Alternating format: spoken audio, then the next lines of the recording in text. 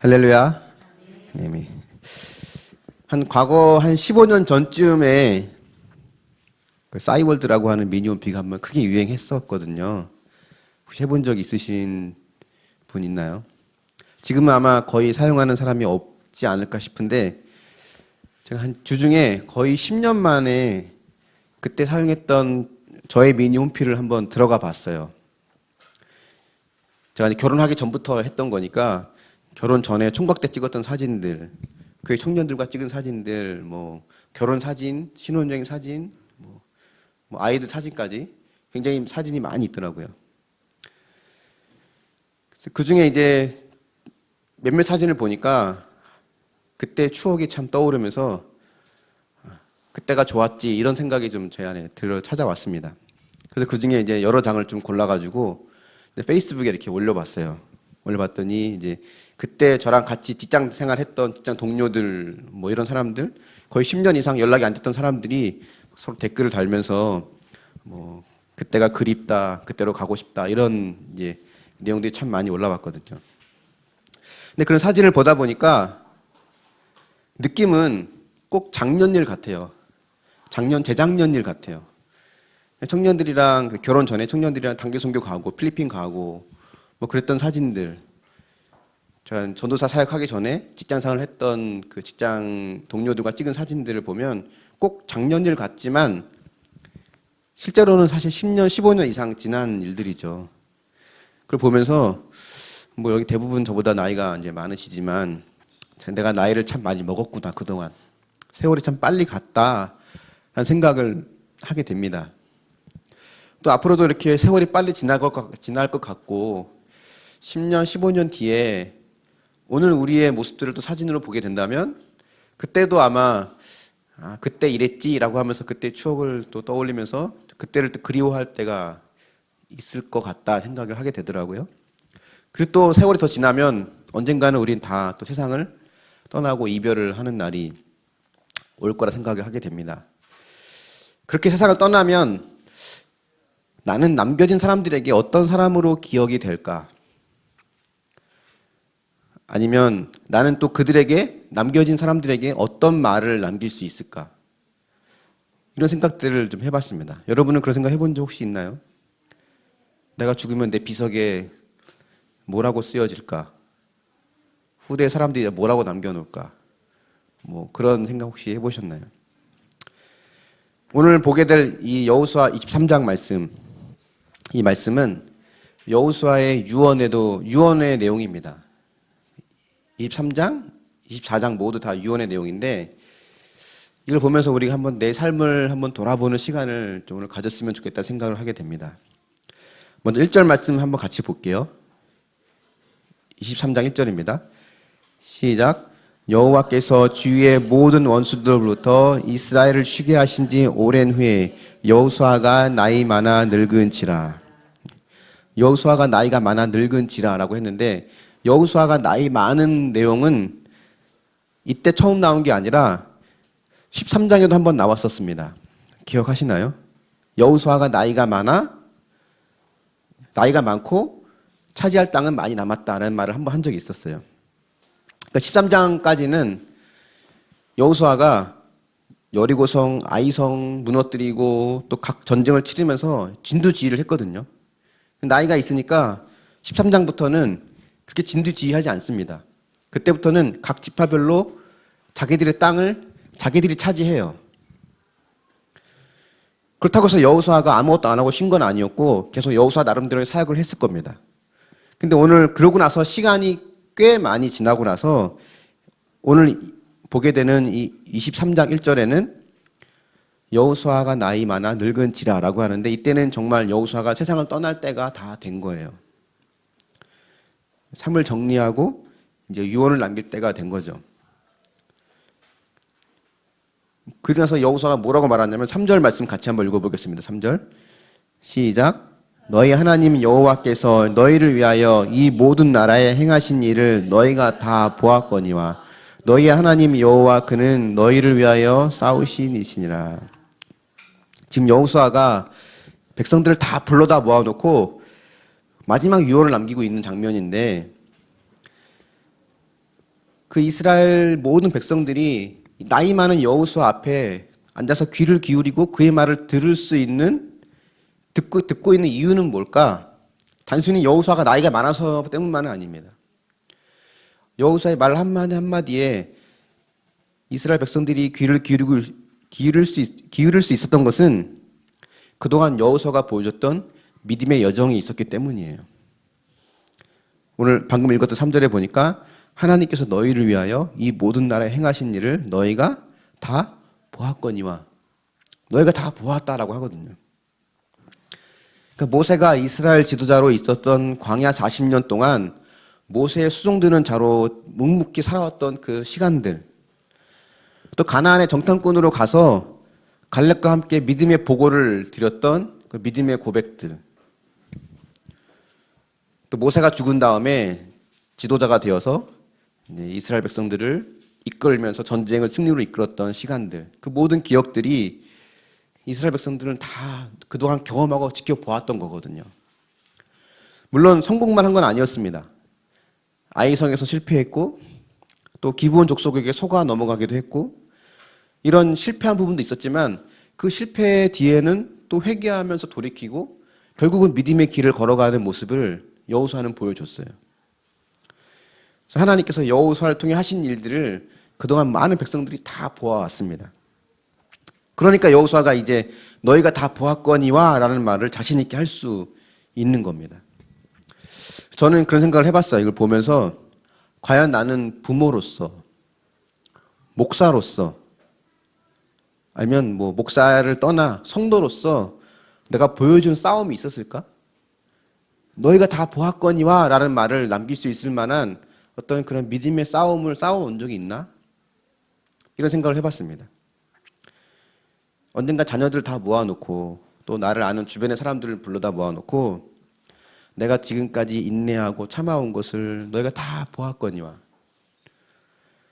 내가 너희들 또 그들을 용서하고 품고 기다려준 것들을 너희가 다 보지 않았냐. 내가 가정을 지키기 위해서, 교회를 지키기 위해서, 또 공동체를 지키기 위해서 인내하고 기다렸던 것들 너희가 다 보았거니와, 또 때로는 포기하고 싶고 도망가고 싶은 순간들을 내가 참고 견뎌온 것들 너희가 다 보았거니와, 이런 고백할 수 있는 그런 삶이 나한테 있었을까를 한번 생각해 보았어요. 냉정하게 보니까 별로 없는 것 같더라고요. 우리 아이들에게 나는 어떤 아빠일까? 늘 교회 가 있는 아빠, 집에 없으면 교회 가 있는 아빠, 그 정도, 그 이상 그 이하도 아닐 것 같은 생각이 들더라고요. 여러분은 어떻습니까? 하나님 때문에 포기하고 구원을 위해서 참고 용서함으로써 승리한 싸움이 있습니까? 나를 힘들게 하는 가족들, 또 나를 힘들게 하는 또 다른 사람들, 그들을 내가 웃음으로 대하고 섬기고 때론 이를 악물고 참고 기다리는 것들이 사실은 내가 대적을 쫓아내는 사건인데, 그런 삶으로서 내가 보여줄 만한 믿음이 내게 있었는가를 우리 한번 볼 필요가 있는 것 같아요. 보여줄 것이 있는 믿음의 부모가 돼야 되고 선배가 되고 가족이 돼야 되지 않겠습니까?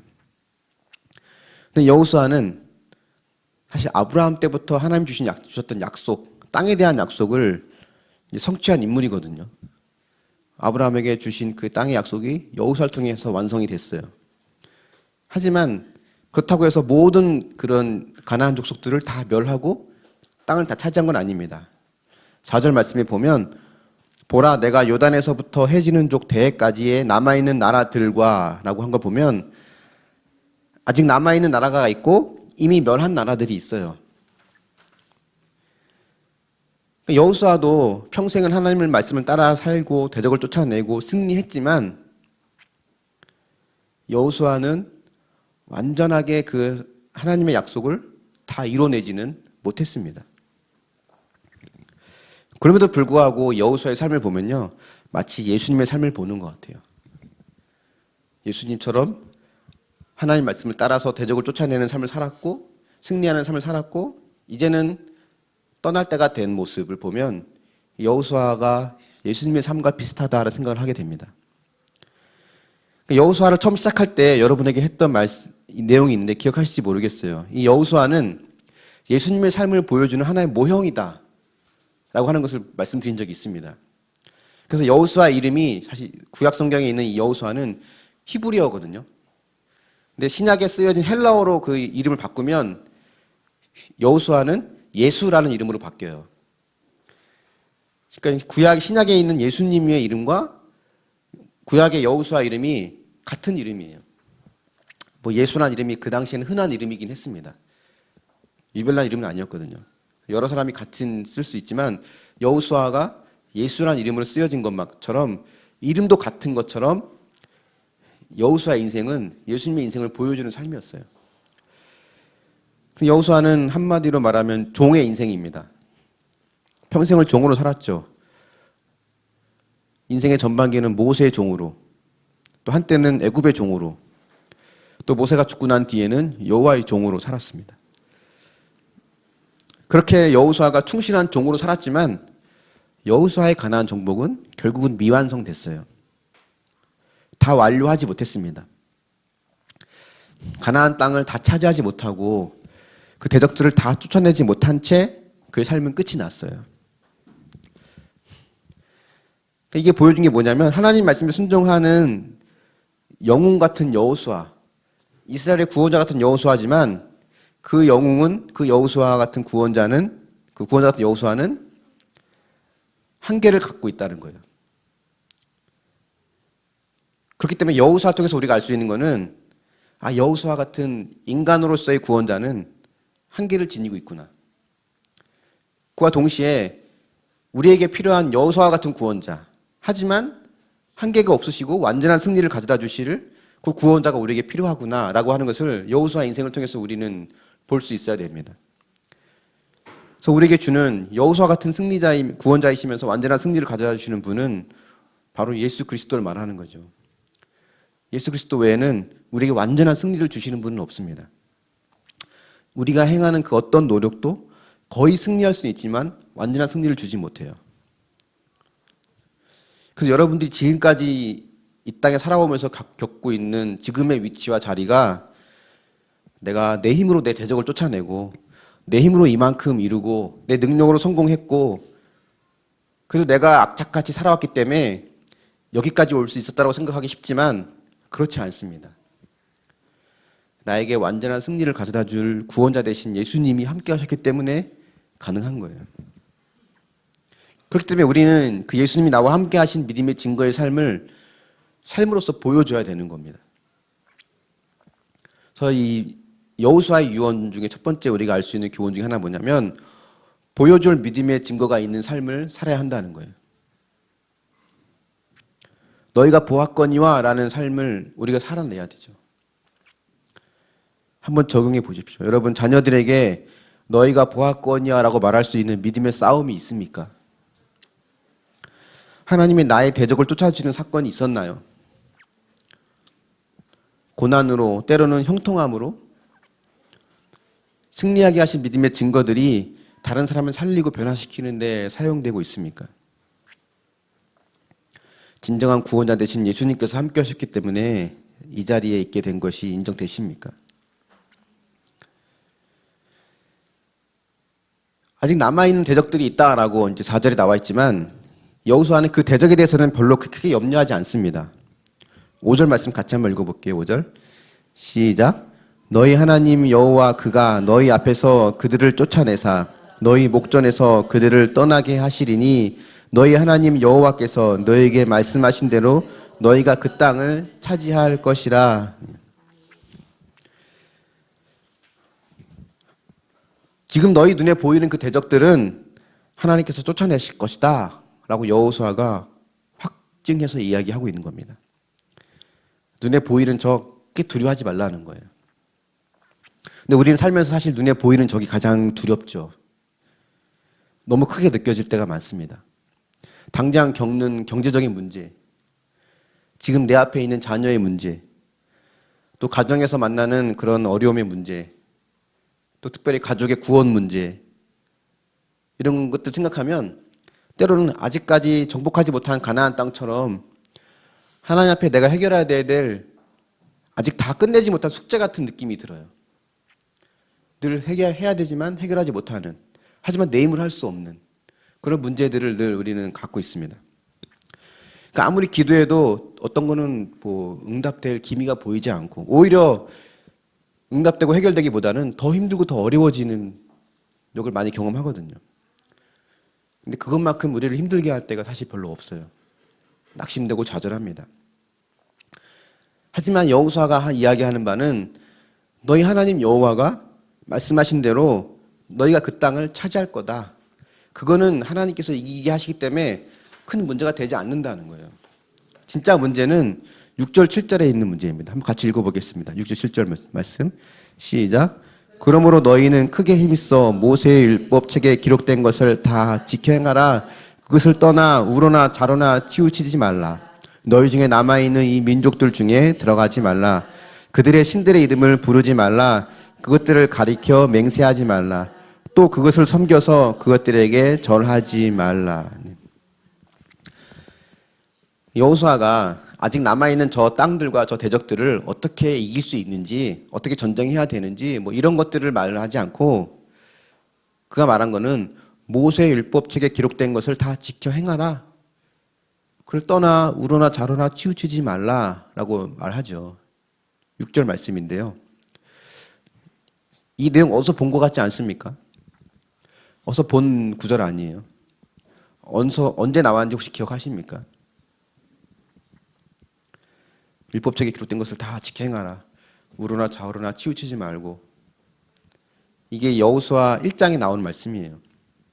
모세가 죽고 그 다음 지도자가 된 여호수아 안에 있던 불안과 두려움이 있을 때, 여호수아가 그런 불안과 두려움을 가지고 있을 때 여호수아 1장 7절 8절 말씀에 하나님께 주신 말씀입니다. 너는 이 율법책을 주야로 묵상하고 그 가운데 기록한 대로 다 지켜 행하라. 그리하면 내 길이 형통하고 평탄할 것이다. 좌로나 우로나 치우치지 말라. 이런 이야기를 여호수아 1장에서 하나님이 하셨습니다. 그러니까 여호수아 1장의 끝과 여호수아의 유언 이 마지막은 같은 말씀으로 되어 있는 거예요, 사실은. 그러니까 여호수아 전체가 하고 싶은 말이 뭐냐면, 오랜 시간 동안 여호수아를 봤잖아요. 이 여호수아가 하고 싶은 이야기는 결국 이겁니다. 이 긴 전쟁의 이야기를 자세히 기록하면서 전쟁의 승리는 우리에게 있는 게 아니라 하나님 말씀대로 살아갈 때 하나님을 통해 얻어지는 거다라고 하는 것을 우리에게 이야기하는 거예요. 우리가 지금까지 얼마나 내 힘으로 살려고 아둥바둥 살아왔습니까?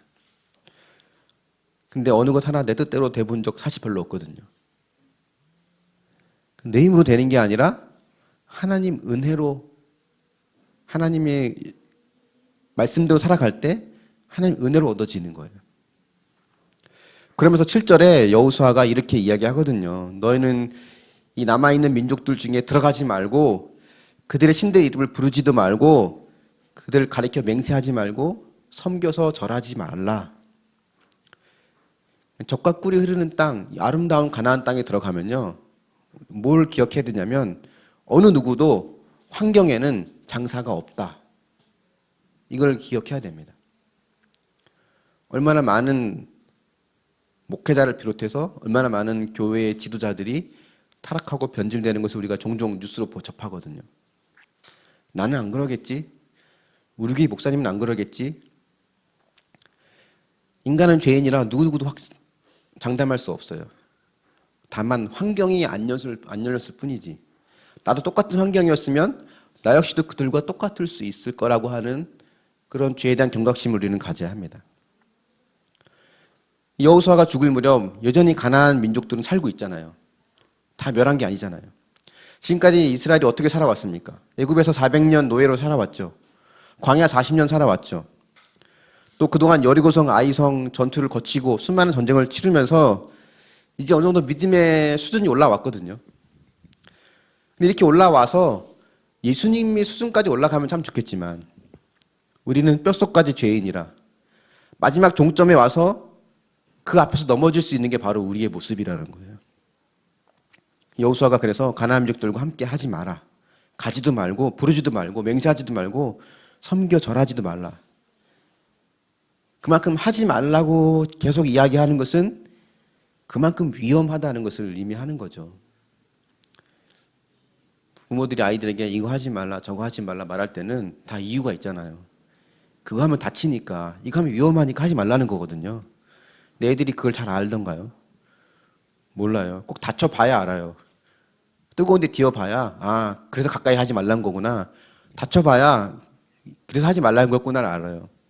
근데 우리가 그런 것 같아요. 하나님이 하면 안 되는 것들을 이야기할 때 우리는 그것이 얼마나 위험하다는 것을 잘 모릅니다. 또 환경에 장사가 없다는 말은 우리가 가장 넘어지기 쉬운 순간은 땅을 차지하고 승리하는 순간이에요. 사업이 잘 되고 애들이 대학에 합격하고 환경이 좋아지고 내 몸이 좋아지고 뭐 다 좋아지면 그때부터 우리가 하고 싶은 거는 내가 가고 싶은 데 가고 내가 부르고 싶은 거 부르고 내가 섬기고 싶은 거 섬기고 싶은 마음이 우리 안에 있는 죄의 속성입니다. 그래서 여호수아가 마지막에 경고하는 이 대적, 조심해야 하고 멸해야 될 대적은 사실 가나안 족속들이 아니에요.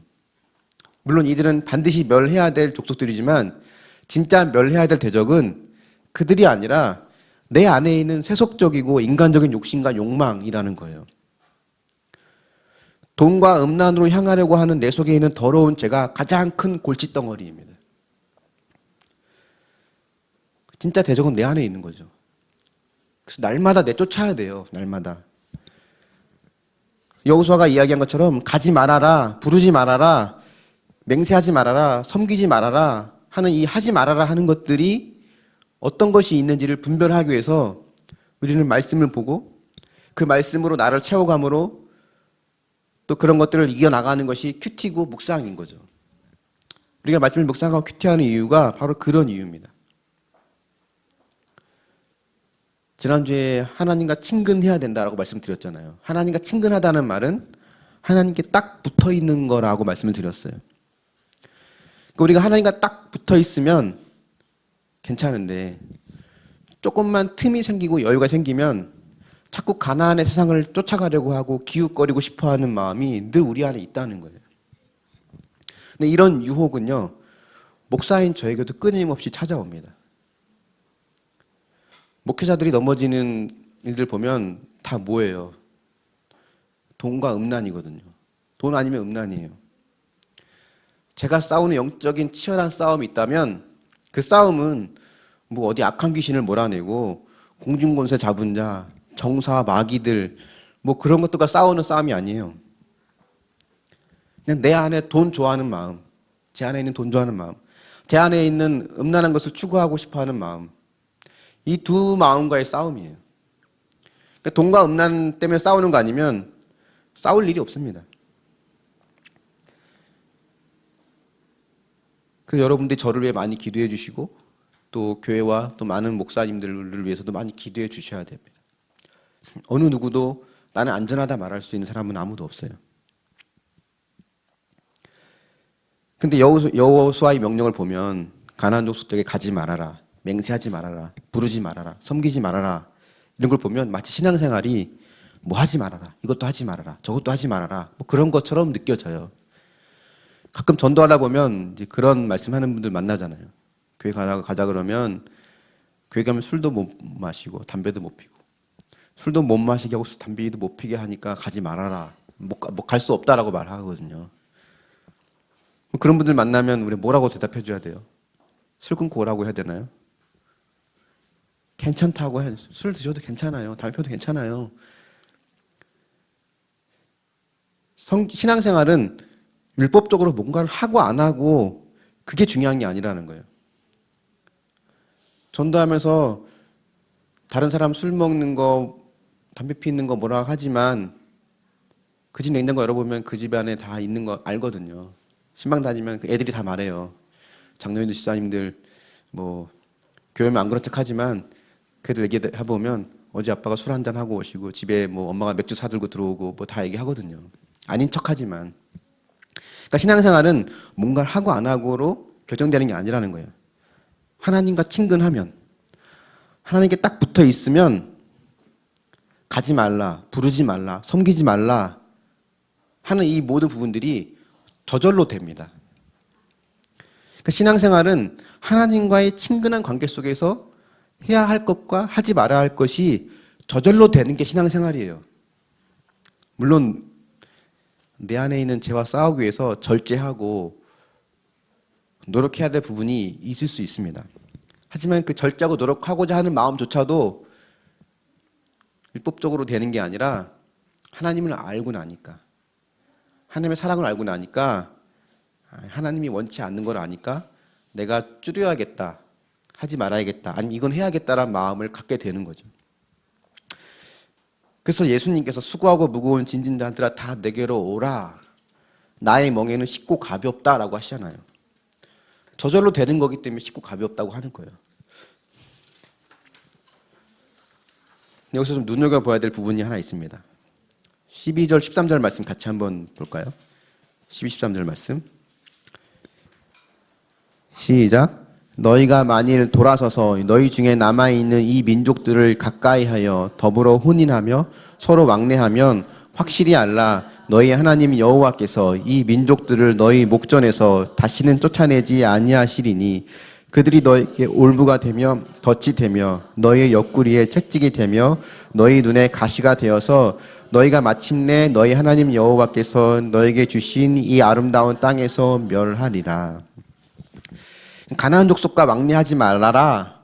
그들과 뭐 통용하지 말고 부르지 말고 맹세하지 말고 이렇게 이야기하면서 유일하게 예로 든 것이 하나 있다면 결혼입니다. 그들과의 결혼이에요. 하나님과 친근하지 못할 때 가장 쉽게 타협하는 부분이 바로 이 결혼입니다.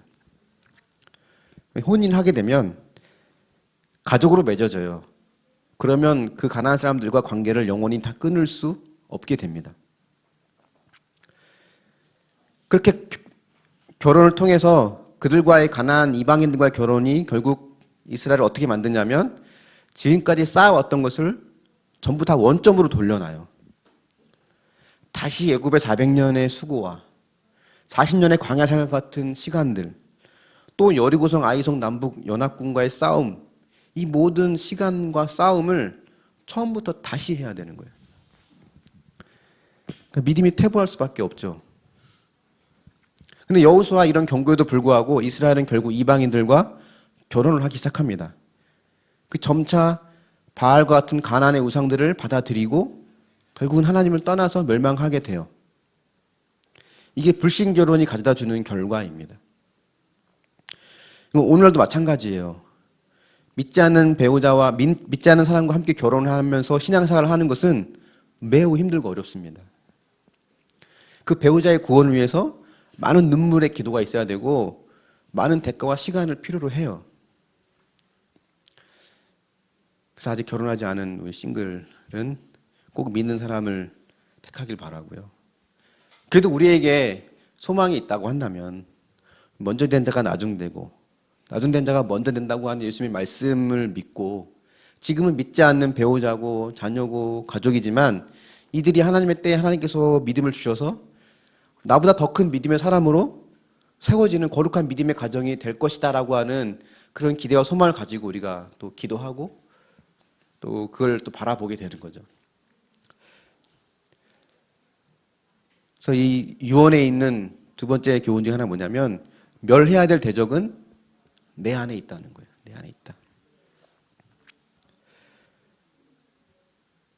내 안에 돈과 음란을 추구하는 마음을 멸하기 위해서 날마다 힘써 말씀을 묵상하고 있습니까? 여러분 어떻습니까? 내가 끊임없이 부르고 찾고 섬기고 절하고 있는 이방의 가나안과 같은 세상의 것이 있습니까? 하나님과 친근하기 위해서 당장 시작해야 될 일이 무엇이 있을까요? 늘 생각만 했지 실천하지 못했던 일이 하나 있다면 여러분 한번 순종해 보십시오.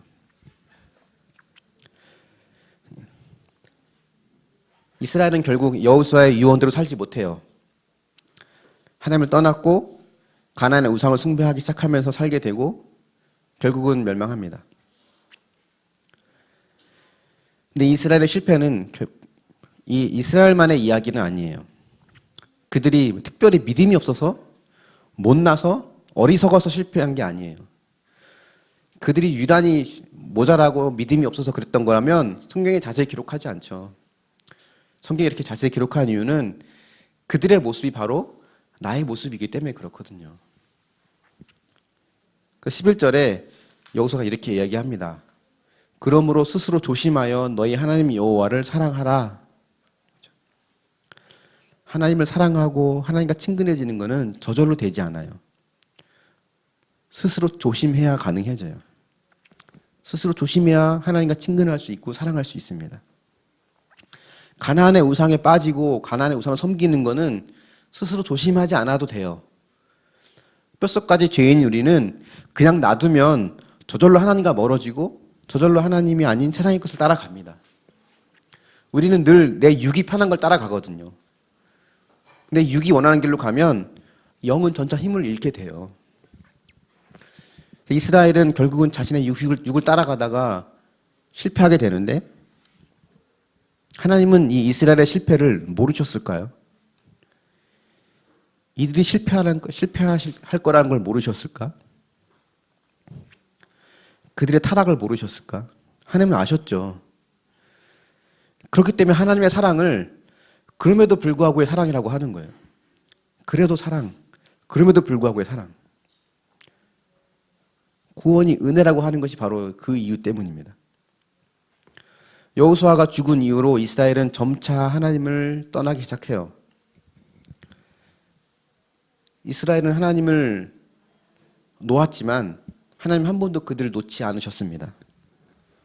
이 여호수아 뒤에 나온 사사기 성경을 보면 하나님께서 사사들을 때마다 보내주시잖아요. 그들이 타락할 때마다 돌아오라고 또 보내주시고, 사사기 끝나고 사무엘 상하가 또 시작이 되는데 이 사무엘 상하가 있을 때에도 하나님은 계속 선지자를 보내세요. 사무엘을 보내시고 그 뒤에 나오는 수많은 선지자들, 11개 상하에도 보면 예레미야, 엘리야, 엘리사, 다니엘, 많은 사람들을 계속해서 보내주시죠. 근데 결국은 그들의 말을 듣지 않습니다. 그저 하나님이 택한 방법이 뭐였냐면 하나님의 아들을 직접 인간의 몸으로 이 땅에 보내주세요. 그렇게 내려온 인간의 모습으로 내려오신 하나님의 아들을 또 사람들은 십자가에 못 박혀 죽여버립니다. 이렇게까지 했지만 하나님은 또 우리를 놓지 않아요. 지금은 우리 살고 있는 이 시대에 우리는 늘 하나님을 떠나고 싶은 마음으로 돈과 음란을 쫓아 죄를 짓지만 그럼에도 불구하고 주님은 나를 놓지 않고 포기하지 않으십니다. 이 하나님의 사랑이죠. 나는 그 손을 놓았을지언정 결코 하나님은 그 손을 놓지 않으십니다. 우리는 늘 내가 손을 놓아놓고 하나님이 내 손을 놓았다라고 착각해요. 자신의 아들마저도 아낌없이 내어주신 그 사랑인데 그 사랑을 그냥 내가 알고 있는 사랑으로 생각해서 조금 힘들다고, 조금 응답이 늦어지고 뜻대로 안 되고 몸이 아프고 고난이 오고 그러면 하나님 날 사랑하지 않는구나, 그분께서 날 놓아버렸구나 라고 생각합니다. 하지만 여러분이 그런 시기가 올 때 생각하십시오. 그때가 나를 더 세게 잡고 있는 순간입니다. 내 손을 더 꽉 움켜쥐고 있는 순간이에요. 이 이스라엘의 실패를 보면서 나는 실패하지 말아야지, 나는 하나님을 떠나지 말아야지 라고 생각하는 것은 큰 의미가 없어요. 그 이스라엘의 실패를 보면서 나도 실패할 수밖에 없는 죄인이구나를 깨달으라는 거예요. 그 나에게 예수 그리스도가 필요하구나, 하나님의 은혜가 필요하구나, 그분의 은혜와 사랑이 절대적으로 필요하구나라는 것을 알아야 됩니다. 하나님 없이 내 의지로 내 욕심대로 살려고 했던 내 삶을 회개하고 그렇게 살다가 가나안 족속들처럼 멸망하지 않게 하시려고 하나님께서 나에게 때로는 적절한 고난과 어려움으로 내 손을 끝까지 놓지 않고 있구나라고 하는 것을 우리는 볼 수 있어야 되는 거예요. 여러분 힘들죠. 뜻대로 안 될 때 많죠. 내 생각대로 내 계획대로 내가 원하는 대로 되지 않을 때 하나님 날 정말 사랑하시는구나 라고 생각하시면 됩니다. 하나님은 세상에서 누리는 잠깐의 평안이 아니라 말씀을 통해 내 안에 있는 대적을 쫓아내는 과정을 통해 하나님이 주시는 영원한 평강을 주시길 원하세요. 무조건 어렵고 힘들어야 된다는 걸 말하는 건 아닙니다. 하나님께서 형통하게 하실 때도 있고 때로는 고난을 주실 때도 있는데 그 어떤 순간이든 하나님은 나를 여전히 꽉 놓지 않고 붙들고 있다는 겁니다. 그래서 유언에 알 수 있는 마지막 교훈 중에 하나 뭐냐면 하나님의 사랑은 그럼에도 불구하고의 사랑이라는 거예요. 결코 내 손을 놓지 않는, 그래도 날 사랑하시는 하나님입니다. 한번 묵상해 보십시오. 여러분, 고난과 실패 때문에, 나의 부족함과 나의 연약함 때문에 하나님이 날 사랑하지 않는다라고 생각한 적이 있지 않습니까? 결혼, 돈, 학벌, 취업, 건강, 자녀, 여러분이 하고 있는 많은 기도 제목들이 혹시 하나님 없이 살고 싶어하는, 세상과 타협하고 싶어하는 마음에서 나오는 기도는 아닙니까? 지금의 고난과 아픔의 시간들이 하나님께서 나를 붙들고 있다고 하는 증거라는 것이 인정이 되시나요? 하나님께서 여러분을 어떤 고난으로 붙들고 계십니까? 말씀의 결론을 맺어보겠습니다. 이스라엘이 하나님을 떠나서 멸망하기까지는 상당히 오랜 시간이 걸려요. 그들이 당장 우상을 숭배했다고 바로 멸하지 않습니다. 하나님 기다리신 거죠. 그리고 멸망하지만 그 멸망도 소멸시키기 위함이 아니라 회개해서 돌이키기 위함이었어요. 하나님은 그렇게 나를 기다리고 계세요. 지금도 기다리고 계십니다. 근데 이스라엘의 진짜 멸망한 이유는 그들을 괴롭히는 가난, 그들의 환경이 아니라 사실 그들 안에 있는 욕심과 욕망, 죄를 사랑하는 마음 때문이었어요. 그래서 진짜 멸해야 될 대적은 그들이 아니라 내 안에 있다는 거예요. 내 안에 있는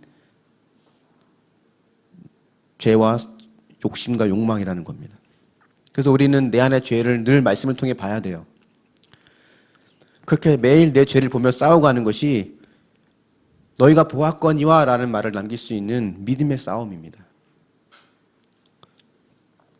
내 힘으로 하면 결국 넘어집니다. 그래서 하나님께서 도우시고 계세요.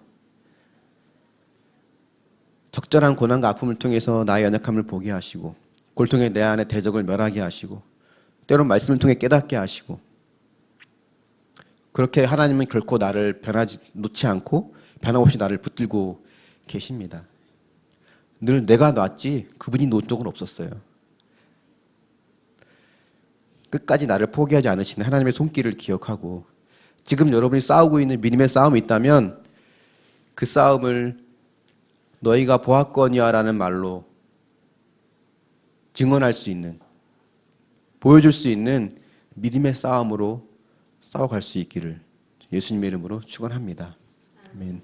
우리 함께 또 찬양하며 주님께 자리에 기도하며 나아가길 원하는데요. 자리에 일어나셔서 우리 내게 허락하신 시련과 또는 험한 산과 골짜기 같은 그 기간이 있을 때 하나님께서 나를 이끄시고 나와 함께 하심을 함께 찬양하며 나아갈 수 있기를 원합니다.